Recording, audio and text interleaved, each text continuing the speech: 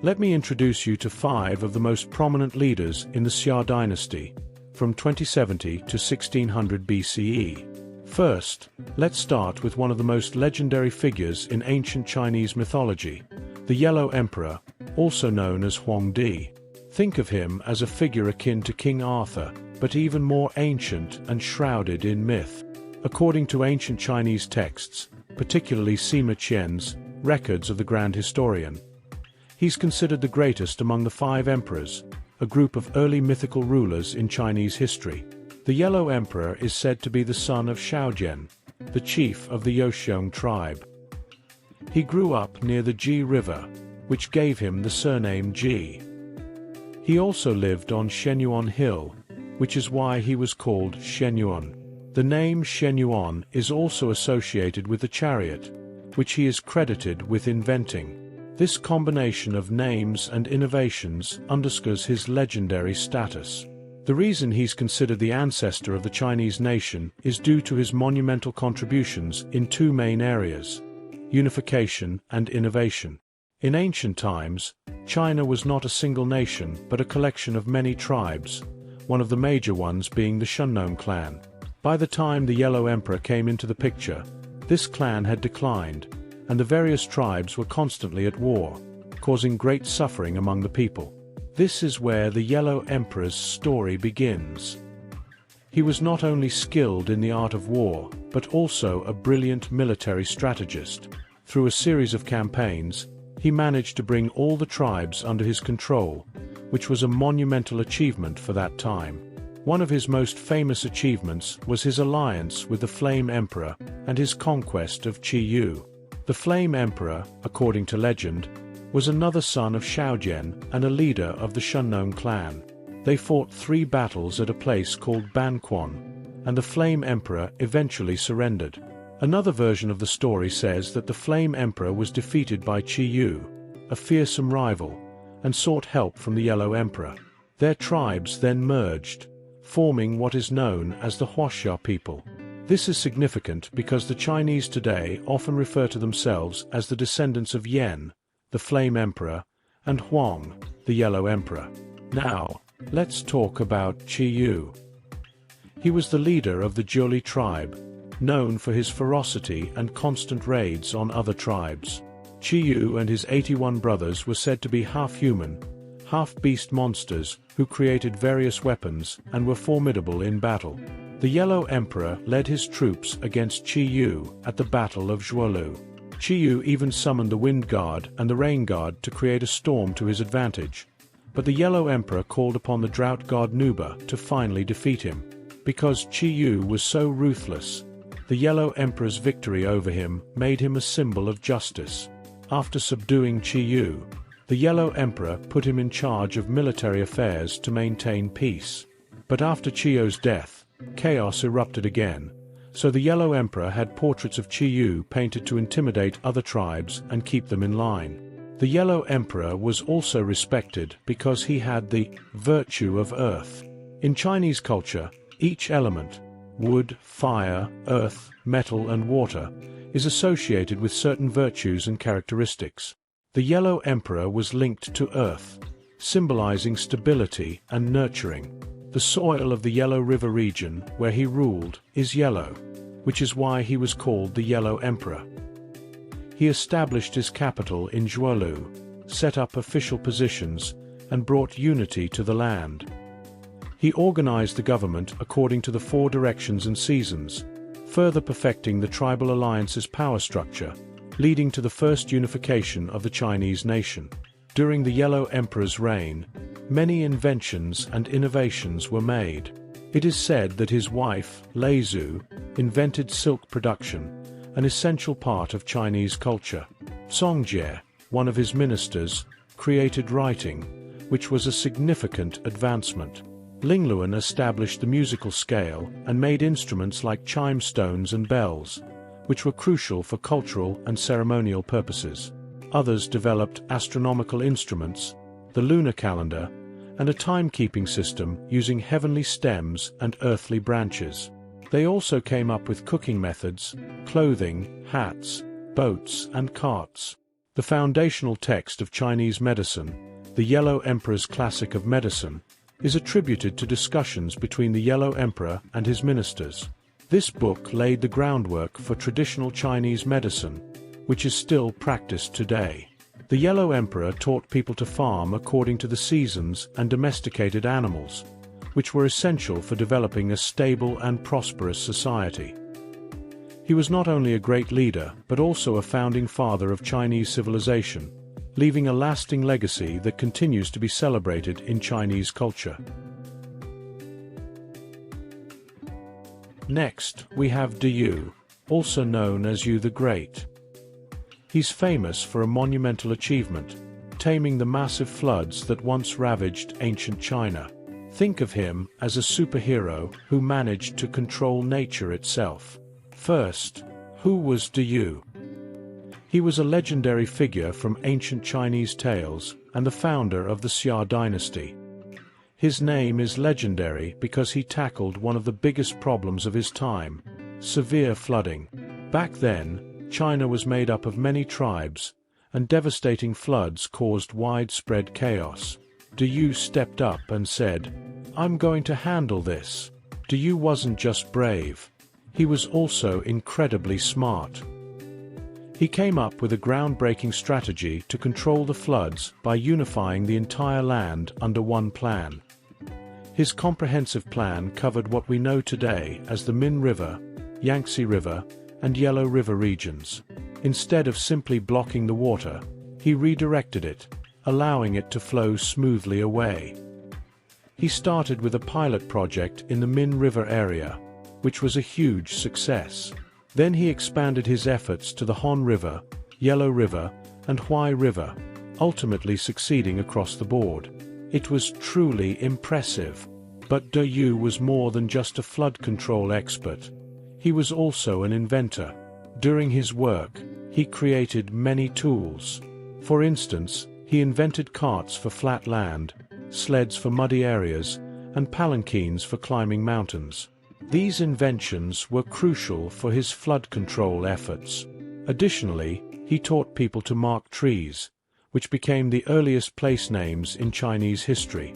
Yu even created a device called the wind bird, similar to an ancient weather vane, showcasing his skills as an early meteorologist. To assist in his work, he invented 4 surveying tools: the square, compass, plumb line, and level. The square measured height, the plumb line measured length, the compass measured horizontal angles, and the level measured vertical angles. Basically, Yu was an engineer way ahead of his time. Moreover, Yu had his achievements inscribed on stone tablets and placed on mountaintops.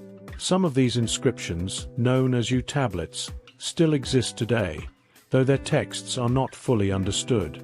The Book of Documents mentions that a divine being once gave Yu a book called The Great Plan with 9 divisions, considered the secret to his success and seen as the foundation of modern mathematics.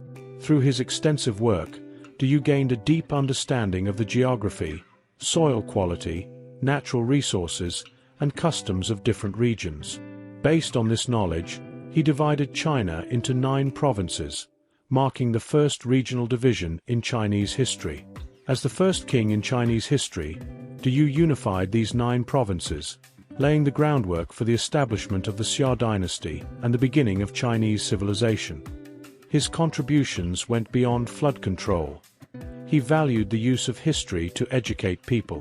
It's said that he had his assistant, Bo Yi, compile the Classic of Mountains and Seas, a book detailing the mountains, rivers, events, and creatures of ancient China. Despite its mythical elements, it served as an important historical record. Yu also deeply cared about the people's needs. He set up a system where people could drum if they wanted to point out the king's mistakes, ring a bell to teach him, beat a gong to file complaints, and strike a stone to offer suggestions. He showed great concern for his people, personally visiting those who were sick or injured, earning their deep respect and love. In essence, Yu was not only a master of flood control but also a compassionate leader and an innovative thinker, whose legacy laid the foundations for Chinese civilization.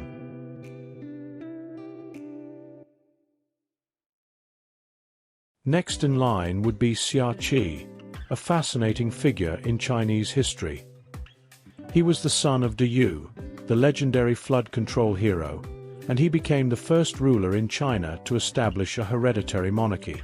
By turning the tribal election system into a family dynasty, he laid the foundation for China's feudal dynasties. Xia Qi's rise to power wasn't without controversy. Imagine this.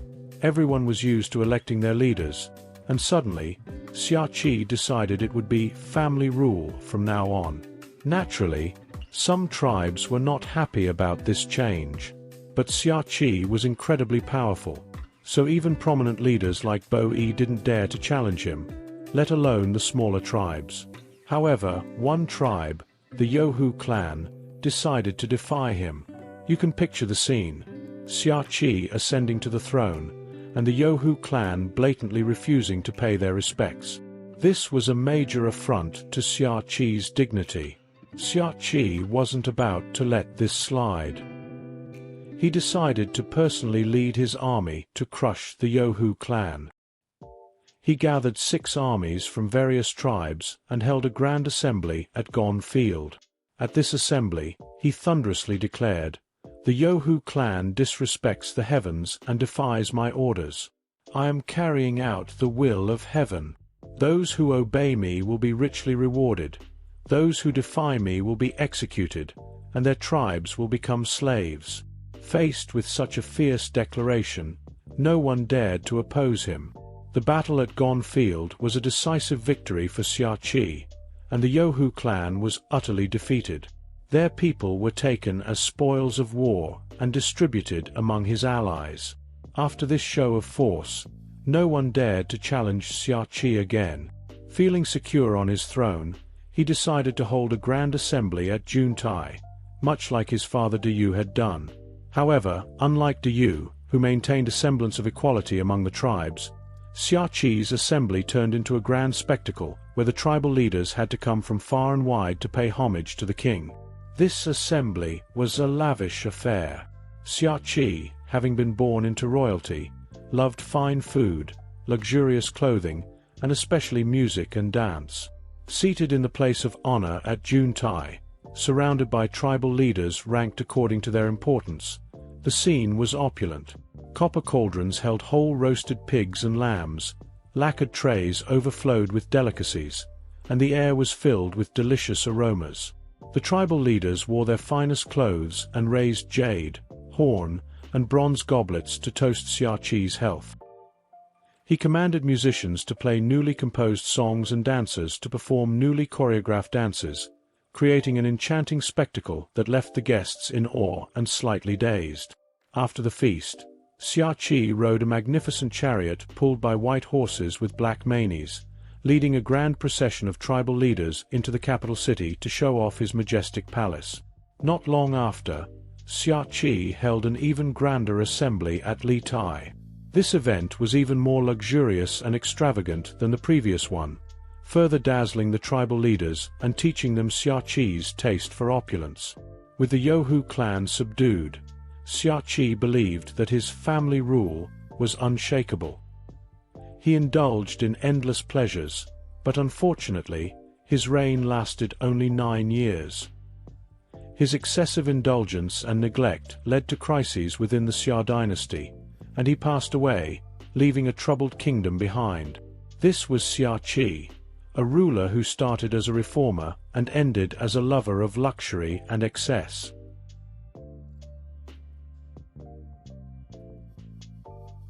Then, we got Shao Kong, a figure whose life story is as thrilling as a historical drama. He was the son of King Xiang of the Xia dynasty and the great-grandson of Qi, the dynasty's founder. Shao Kang's tale is one of survival and restoration, from escaping death before he was born to reclaiming his rightful throne and reviving his dynasty.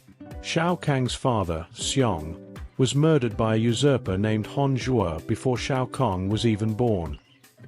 His pregnant mother fled to her family's tribe, the Yuren clan, where Shao Kang was born and raised.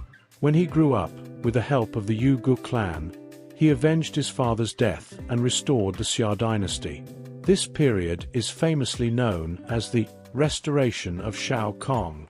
Let's rewind a bit to the events leading up to Shao Kang's restoration. Qi, the founder, established the hereditary monarchy and passed the throne to his son, Tai Kong. Unfortunately, Tai Kong was even more irresponsible than his father. He spent his days hunting and neglected his kingly duties. On one of his hunting trips, he crossed the Luo River and stayed away for 100 days, forgetting all about his kingdom. During his absence, Ho Yi, the ruler of the Yuqiong tribe, seized the opportunity to take over, forcing Tai Kong into exile where he eventually died. Tai Kang's son, Zhong Kong, succeeded him but faced the same challenges. Ho Yi, despite being a great archer, was a poor ruler and delegated his duties to Hon Zhuo, a treacherous minister. Hon Zhuo seized power by killing Ho Yi during one of his hunting trips and became the new ruler.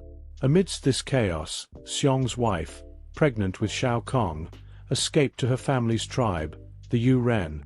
She gave birth to Shao Kong, but Hon Zhuo soon learned of his existence and sent soldiers to capture him. The Yu Ren clan managed to send Shao Kong away and misled Hon Zhuo's men by claiming he was lost while hunting. Shao Kong wandered until he found refuge in the Yu kingdom.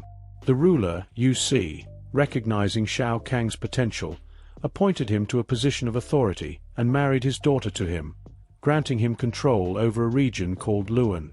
Shao Kong proved to be an excellent leader. He abolished slavery, promoted agriculture, and encouraged population growth, transforming Luan into a prosperous land within 20 years. Later, he fled to the Li region and garnered support from his father's former allies, including a loyalist named Me Together. They planned the restoration of the Xia Dynasty. When Hon Zhuo grew old and corrupt, Shao Kong seized the opportunity. He sent his general, Nu Ai, and his son Zhu to eliminate Hon Zhuo's supporters, then led his forces to capture the capital, Oni, successfully restoring the Xia Dynasty. After reclaiming the throne, Shao Kong worked diligently to revive the kingdom. His efforts quickly restored the Xia Dynasty's vitality, and regional lords once again pledged their allegiance, ushering in a new era of prosperity known as the Restoration of Shao Kong. Shao Kong was also credited with inventing a method for brewing sorghum wine, showcasing his diverse talents as a ruler. Shao Kang's story is one of resilience, leadership, and a deep commitment to restoring his family's legacy and the stability of his kingdom.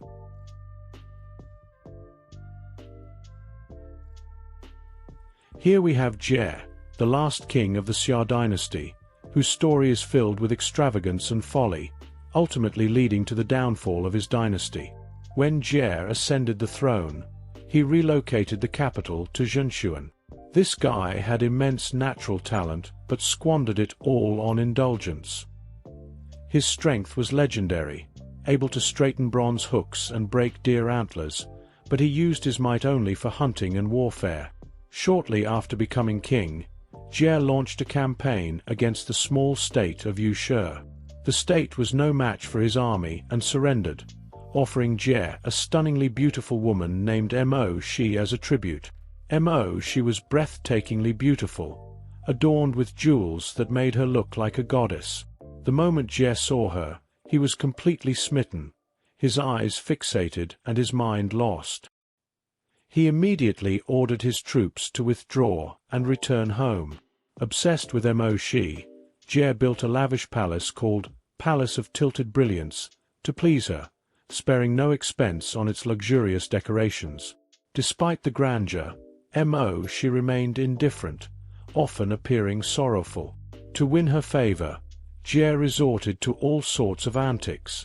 Discovering that she enjoyed the sound of silk tearing, he ordered maidservants to tear silk fabrics for her amusement.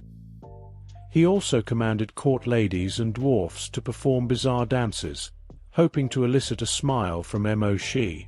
At this point, a loyal minister named Zhong Gu could no longer bear to watch and tearfully pleaded with the king, "Your Majesty, if you continue like this, our kingdom will be doomed."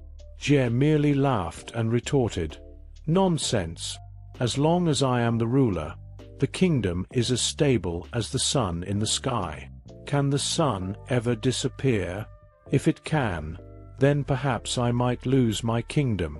Zhonggu, exasperated by this bizarre logic, packed his belongings and fled to the Shang state. The Shang state, located in the lower Yellow River, was an emerging power during the middle of the Xia Dynasty. Its founder, Qi, had served as a minister under Emperor Shun, and the Shang people had migrated to Shangqiu, where they developed agriculture and animal husbandry, quickly becoming strong. The leader of Shang, Tang, was both talented and cunning.